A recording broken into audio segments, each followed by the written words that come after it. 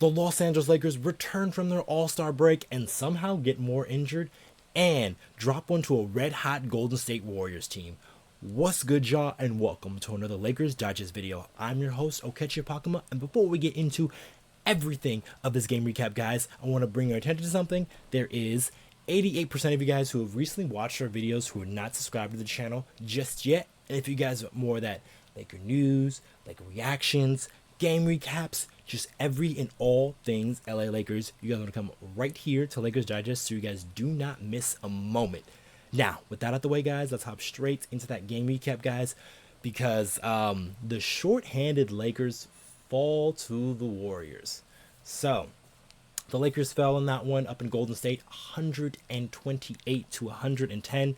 And the Lakers, albeit while they were in it in that first half a little bit, really kind of just gave away a little bit in that third quarter and also that fourth, as they weren't really able to hang on. And shorthanded, as I said, I got to preference this game because they were without LeBron James and also without Christian Wood to go along with their other injuries to Gabe Vincent and then Jared Vanderbilt, who was really impactful in the last time the Lakers and the Warriors played their game. So the Lakers were with all of those guys, but they still had enough guys to sort of get things done and make it work. But unfortunately, the Warriors have been on their game, and Steph Curry was a killer who had 32 points on the Lakers, and a lot of his actions were really just messing up the Lakers and just what they were trying to do, especially defensively.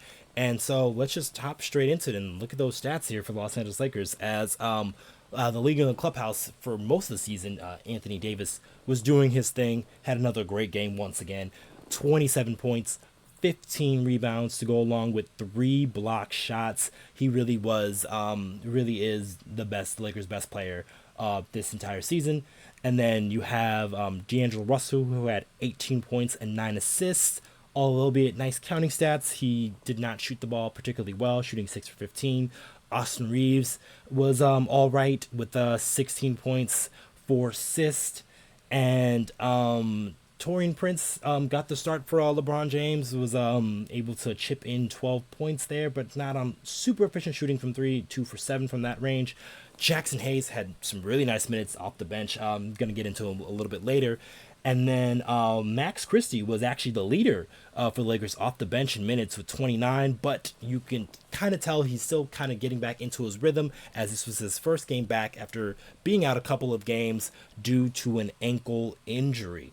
So the Lakers from top to bottom, it was kind of like a mix of like some guys did all right, but then it just wasn't enough, especially a team against like the Golden State Warriors, who had been playing well with that win that they just secured. I think it was their 8th win in their last 10 games. So the Warriors have been playing extremely well recently due to their new starting lineup, putting in Podminski, and they took out Klay Thompson and put him on the bench. So they've really done some reshuffling, and they're trying new things, and it's really working out for the Golden State Warriors, as the Lakers saw that firsthand.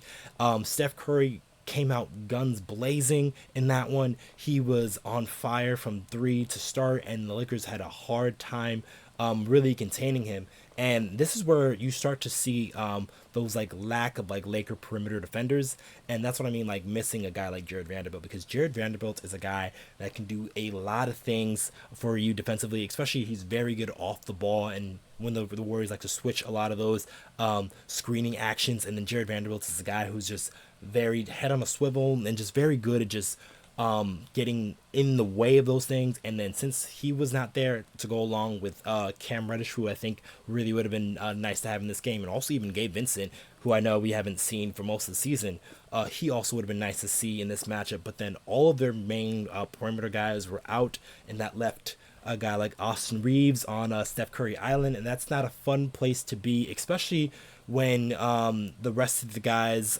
don't really have it for defensively. And it's like, it's not their fault. Steph Curry is a one-of-one guy, and he's a very tough cover to defend.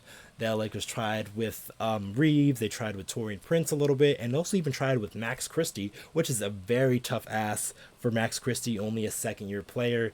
And then now he has to go out and try to chase Steph Curry and Klay Thompson around screens. He did a nice job on Klay Thompson, as if we look at those stats for the Warriors, Klay Thompson was only 1 for 9, but that's not really what was the focus there. It was Steph Curry, like I said, 32 points in that one, 8 assists. He really was just working his way around the Lakers' defense there.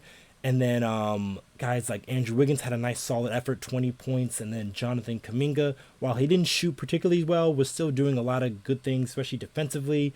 Draymond Green is doing Draymond Green things with his usual just like single stat line, but he was all over the place per usual. And then I think the biggest kind of like game changing factor was Trace Jackson off the bench. Guy had 17 points, was 8 of 10 from the field, and it was really just like a lot of easy layups off of a lot of actions. The Lakers were either really focused on Steph or really focused on Klay, and he would be open for easy rolls and just like a lot of simple actions because he got a lot of his shots around the rim for the Los Angeles Lakers as they were really pressed up on those shooters, and that really allowed for a lot of back cuts and also screen slips. So this happens a lot with the Golden State Warriors, who mainly run a lot of actions off ball.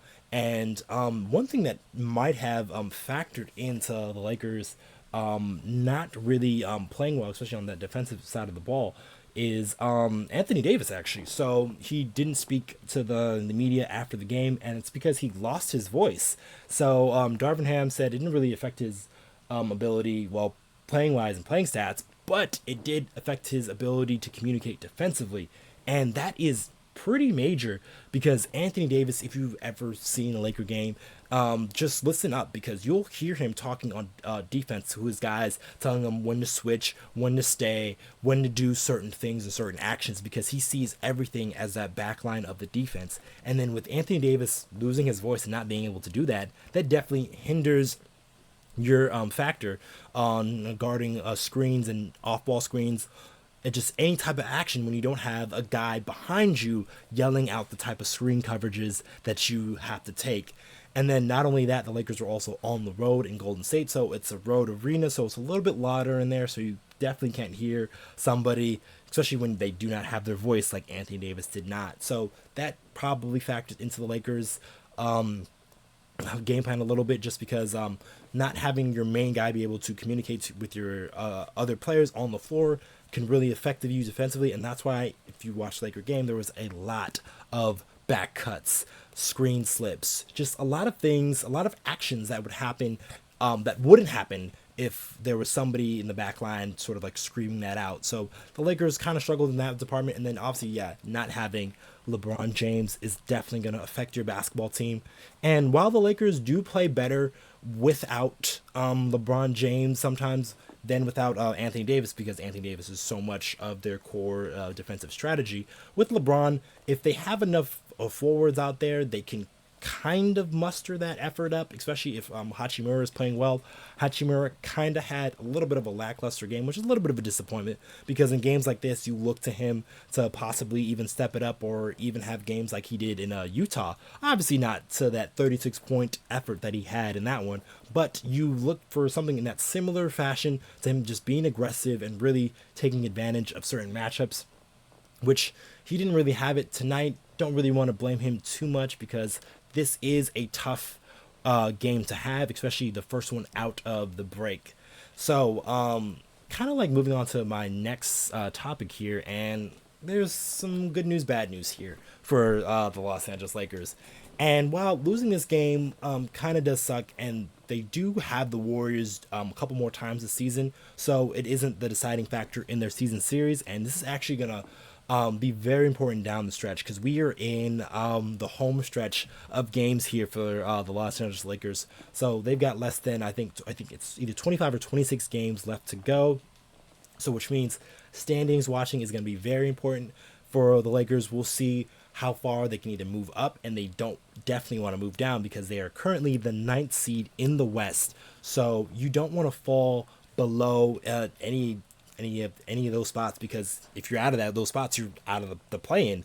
So the Lakers have to really muster up some wins here. They do have a lot of home games coming up at the beginning of March, which is going to be very important. We'll see if they're able to capitalize, unlike they did when they had a bunch of home games at the beginning of January, and that didn't really go so well for the Los Angeles Lakers. So that is a little bit sort of the good news. Oh, and also, obviously, I cannot forget this.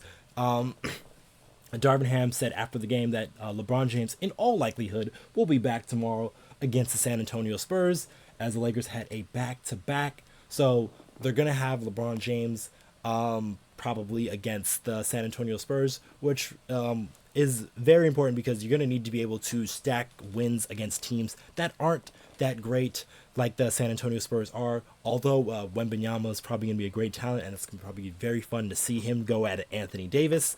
But Lakers are going to need to get that win because they're going to need to climb these standings if they don't want to be in that play-in territory.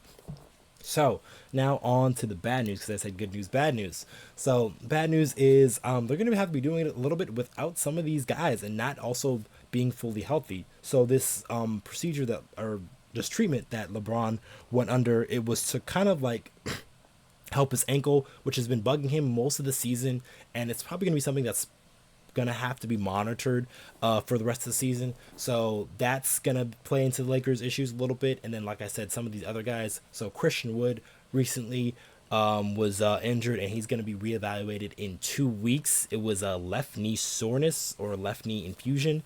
And then Gabe Vincent, we still don't have a timeline or update on him. Neither with Jared Vanderbilt's another guy who is very crucial to the Lakers' defensive prowess. And then we thought we were going to get Cam Reddish and Max Christie back. We only got one of them back. Max Christie came back, but you can still see that he kind of was getting his bearings right. He was a little bit indecisive at times. So obviously with some more games and some more reps, that will improve. But the Lakers, they're not going to be having too many healthy bodies currently. So the guys they have playing right now are going to be the guys that are going to have to produce and perform. So that means guys like Austin Reaves, D'Angelo Russell's got to keep playing the way that he's been playing. Anthony Davis is going to bring it and do his thing. Jackson Hayes, who I've really been enjoying watching playing, he's been playing extremely well. Hopefully he's been able to get some more minutes here and able to impact the game, especially on the offensive glass where he's really showing his skills. And then other guys like Max Christie getting some rotation run here. And then Taurean Prince is important that he plays well. So all of these guys that the Lakers are going to be playing here down the stretch, it's going to be very vital for them to have not only good efforts, because not every day they're going to shoot well, but like they're going to have to be able to be positive players on the floor to be able to impact the Lakers in winning basketball games. But that's going to be it for this video, guys. Make sure you guys subscribe if you guys haven't already, and then comment down below. Do you think the Lakers can sort of like flip the ship and just kind of like write off this Warriors loss here and get back on the winning ways, especially with the Spurs coming up next, and then the Phoenix Suns, which is going to be a very important game on Sunday. So comment down below of what you think the Lakers are doing right now, and I have been your host, Okechi Apakama, and I'll catch you guys on the next one.